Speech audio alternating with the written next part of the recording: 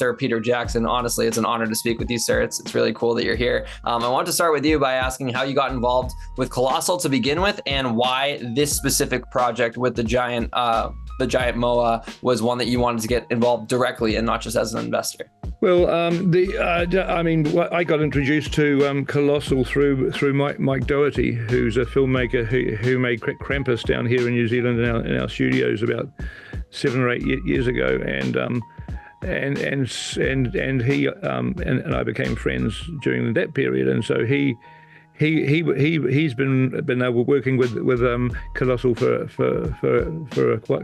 a while, just filming progress of the various projects that they're doing, and so he got in touch one day and said, "I think that you'd really be interested in meeting these guys," and so we arranged a Zoom call with Ben, and I'd read their website and stuff. I looked at their website before the Zoom call to prep myself, and they talked about bringing back the mammoth and the Tasmanian tiger and the dodo, but there was no moa there at all, and I was a little bit annoyed by that, just slightly, and because the moa, when you're growing up in New Zealand, the moa is the I don't know what it's a very important and dominant part of our culture. Even though it's been extinct for 600 years, it was the biggest bird that ever lived.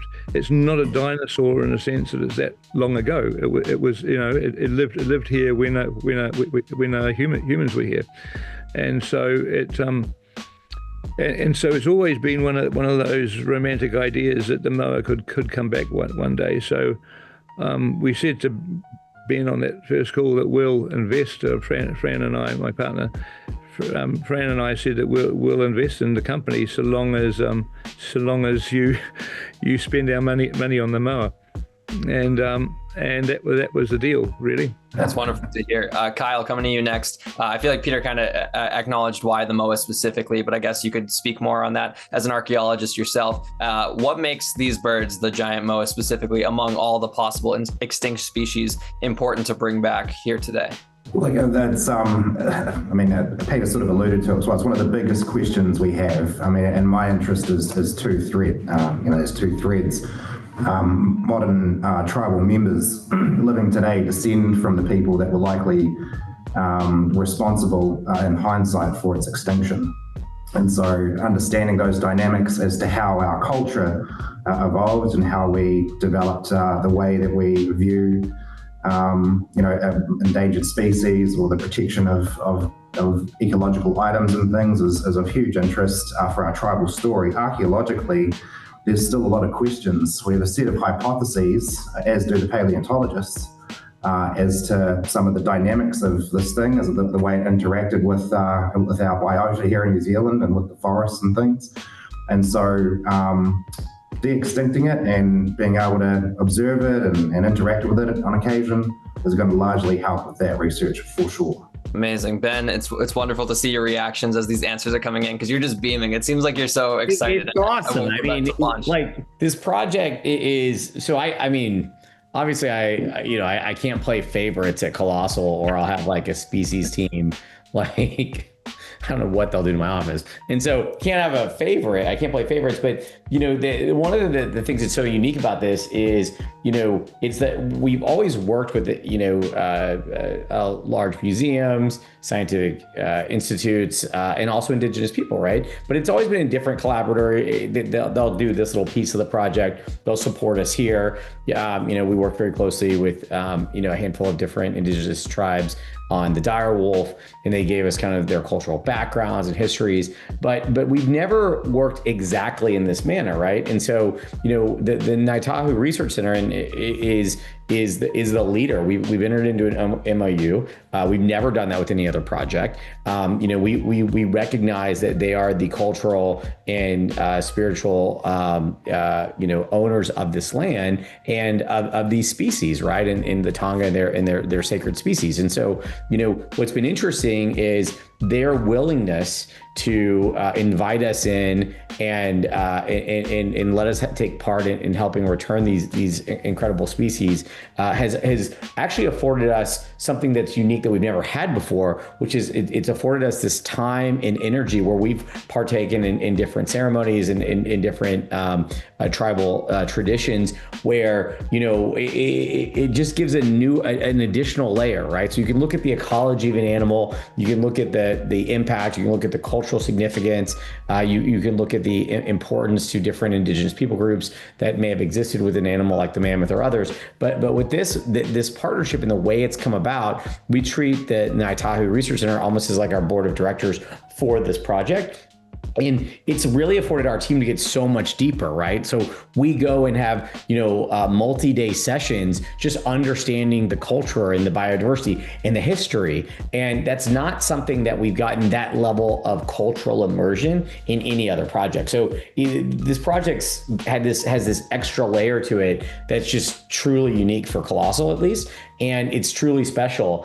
And, while we didn't plan this, the fact that I think dinosaurs are on everyone's mind, and coming out of the Jurassic World Rebirth that we got to be luckily a part of. But it's like, it's interesting because, to Sir Peter's point, this is the world's biggest bird that, was probably as close as you're going to get to dinosaurs, at least like as we think of them morphologically, right? And the fact that, the Maori and others lived amongst them and we have the opportunity to return them, I think will also inspire and get people, kids and whatnot, even more excited. Yeah, the scientific name, I was able to Google it, the Dinornis robustus. Of course, you're going to make me think of dinosaurs just by the scientific name alone. I feel like you touched on some of my question in that answer, but I'll still ask. Obviously, we're launching this project very, very soon. What's the timeline looking for the first 12 months?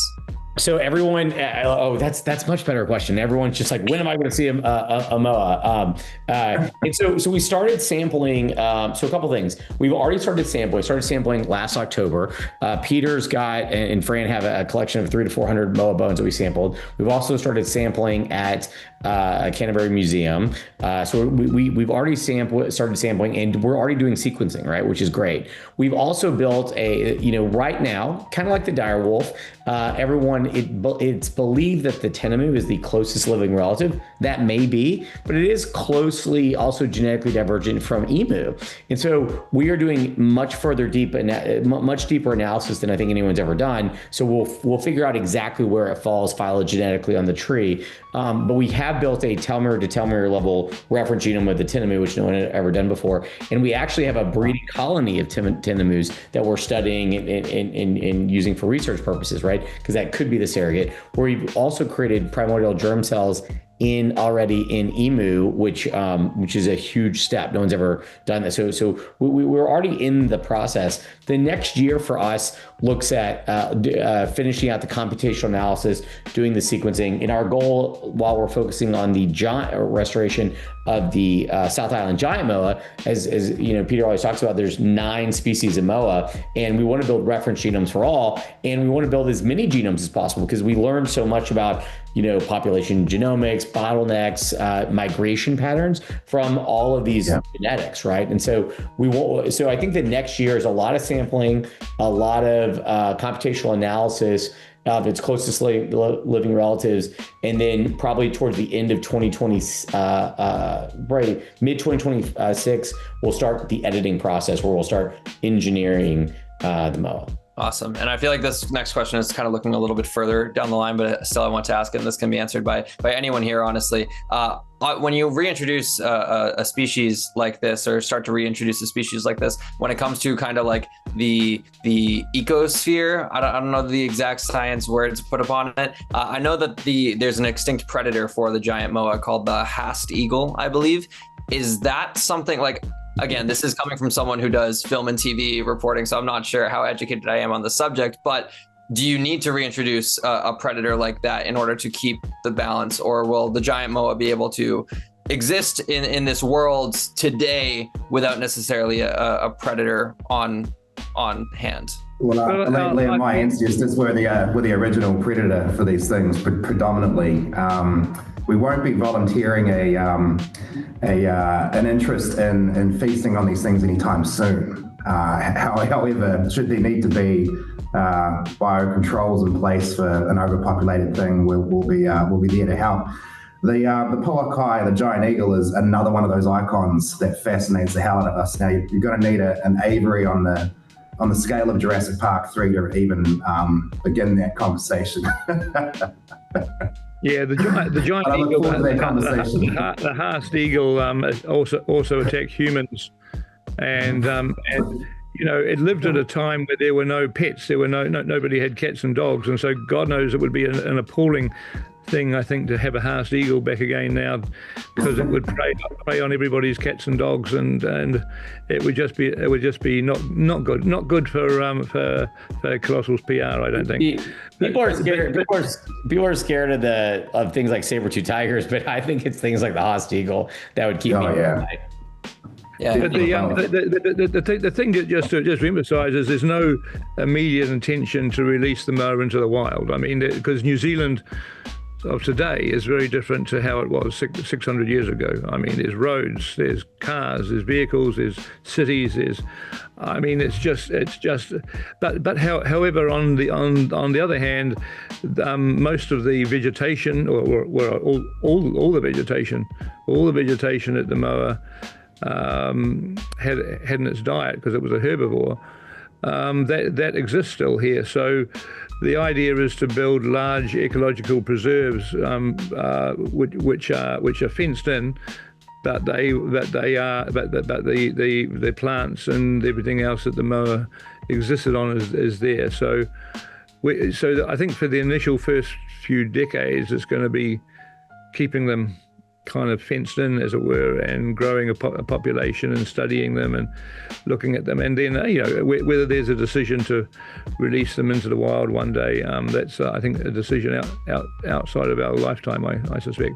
Yeah, it sounds like a supersized film production schedule in the sense of, like, sometimes scripts first start getting drafted and it's like, oh, well, we'll eventually shoot in 4 or 5 years, and the fact that you have a timeline of multiple decades here, I think is really, really cool. I'll wrap with this, Peter. I'd be remiss if I didn't ask you about your future in film. We haven't seen you direct a feature since 2014. Is Colossal your prerogative now? Are you retired? No, I'm certainly not retired. I mean, we're currently working on 3 different screenplays. I'm at the moment writing three different scripts, and so, I mean, we're producing and been writing The Hunt for Gollum, which Andy Serkis is going to direct next year. So, it's. I mean, I've enjoyed working on documentaries with They Shall Not Grow Old, and obviously the Get Back, the Beatles project. And I've enjoyed doing various things with the Beatles, which is great, and that'll sort of probably carry on. But we are. I mean, to me, de-extincting the moa would be just as exciting, if not more exciting, than any film I could possibly make. Now, I've made a lot of movies, but to see the giant moa brought back would be a level of excitement that I think would supersede anything at this point in time. Yeah, I think it would. We're hoping, Liam, that Peter will spend some extra time training with us in the caving fraternity as well, to go and do a bit more spelunking and cruising around some of these preservation contexts, and to perhaps take samples and things for the project in a cultural context, for sure. Yeah, because you asked what the next year is, and on one level, I mean, Ben answered the question, but on one level, the next year is also hunting for moa bone, because we had 400 bones, only 25 of them were deemed viable for DNA. They have to be dense and heavy, and not, they can't be lightweight and leached bones. And so, of those 25, only two of the samples provided provided a viable genome. There was a stout-legged moa and a little bush moa, because our bones, we've got all 9 species sort of in our collection. So it's just the strike rate, 400 bones and only 2 viable bones for DNA. That's the strike rate. So we've got to get a lot of moa bones to as this project goes on. So partly that's going to be having relationships with museums that are happy for us to sample, and not all museums are. I'm sure there'll be museums that will not be happy for us to drill holes and cut bits out of their bones. But the other thing is the fine bones, because they were at their height. There were 4 million moas apparently. 4 million moa of all the different species across the North and South Island. So there are moa bones around, and with a little bit of research and knowing where to look, we will hopefully find some more bones that we can get DNA from. So from our level, the Kiwi guys here, Kyle and me, and others, the next year is going to be trying to find bones, I think. Yeah, so that sounds like a screenplay in and of itself. Well, guys, I know we went a little bit over time, but this is very cool to hear all of you talk at Ground Zero, and I'm really looking forward to following the story as it develops over the next multiple decades. I feel like I'm going to have gray in my hair, and we're going to be able to have a giant moa here living amongst us. So thank you again for your time today. I appreciate you guys talking on a Sunday.